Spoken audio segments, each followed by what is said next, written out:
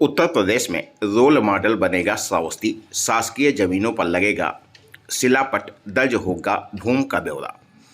श्रावस्ती में सरकारी जमीनों का पूरा ब्यौरा अब भूमि शिलापट पर दर्ज होगा। इसके लिए जिलाधिकारी की ओर से पहल की गई है, जो बाद में प्रदेश के लिए रोल मॉडल बनेगा।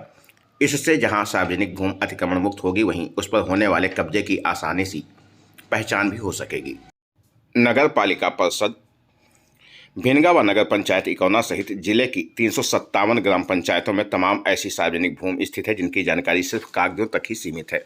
इसका फायदा भू माफिया उठा रहे हैं, जिनके द्वारा इन भू माफियाओं पर कब्जा करना सिर्फ निजी उपयोग में लिया जा रहा है, बल्कि लोगों को गुमराह कर से बेचा भी जा रहा है। लेकिन अब लोग ऐसा नहीं कर सकेंगे।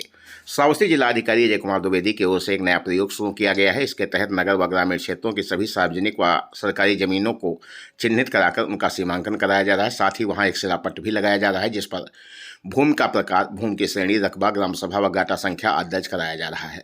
साथ ही इससे सुपरविजन की जिम्मेदारी संबंधित क्षेत्र के राजस्व लेखपाल, सफाई कर्मी, ग्राम प्रधान व पंचायत सचिव सहित पंचायत सहायक को सौंपी गई है।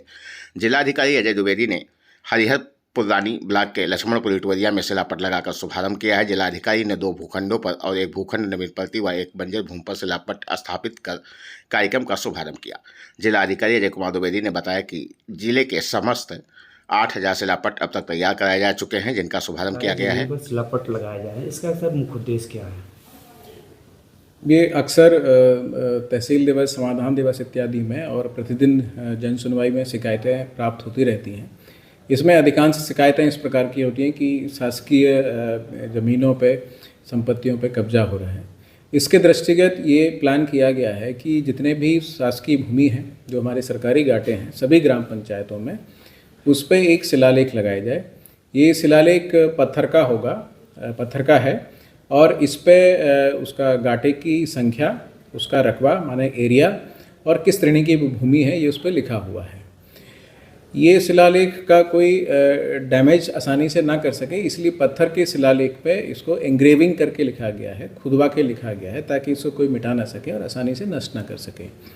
इस प्रकार से ये सभी इस प्रकार से जो शिलालेख हैं, ये ग्राम सभा की जितनी भी भूमियाँ हैं, सभी जगह इनको लगाया जाना है।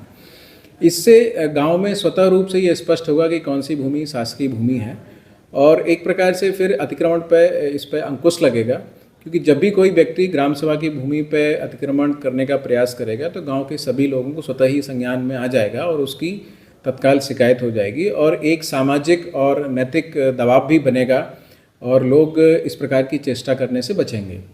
इसके अतिरिक्त तमाम शासकीय योजनाओं में भूमि की आवश्यकता होती है। कई सारे भवन निर्माण में जो शासकीय हित में बनाए जाने हैं, उसके लिए भूमि की आवश्यकता होती है। तो इस प्रकार से अगर शिलालेख लगे होंगे तो पूरे गांव में ये जानकारी होगी कहाँ पे भूमि खाली है। उदाहरण के तौर पर अगर पंचायत भवन का निर्माण होना है तो पूरे ग्राम में सभी को जानकारी होगी कहाँ कहाँ शासकीय भूमि खाली है। तो इस प्रकार से सबकी जानकारी के आधार पर ऐसी जगह पंचायत भवन का निर्माण कराया जाएगा जो पूरे गांव के हिसाब से केंद्र में जगह हो या जो सबके लिए आसान हो। तो इस प्रकार से ये एक सुविधा भी हमें मिलेगी। इसका डिजिटलाइजेशन किया जा रहा है कि पूरा जो रिकॉर्ड है वो ऑनलाइन डेटाबेस के रूप में बनाया जाएगा। उसकी जियो टैगिंग की जाएगी, उसके लैटिट्यूड लॉन्गिट्यूड की डेटा भी हमारे पास होगा, ताकि हम कंप्यूटर पे भी, अपने पोर्टल पे भी कहीं से भी बैठ के देख सकते हैं कि ग्राम सभा की भूमि कहाँ है, अगर हमें भूमि की आवश्यकता है तो। और ये जो अभियान चल रहा है, इसके अंतर्गत जहाँ पूर्व से अतिक्रमण है, कब्जा है, वहाँ भी ये लगाए जाने हैं।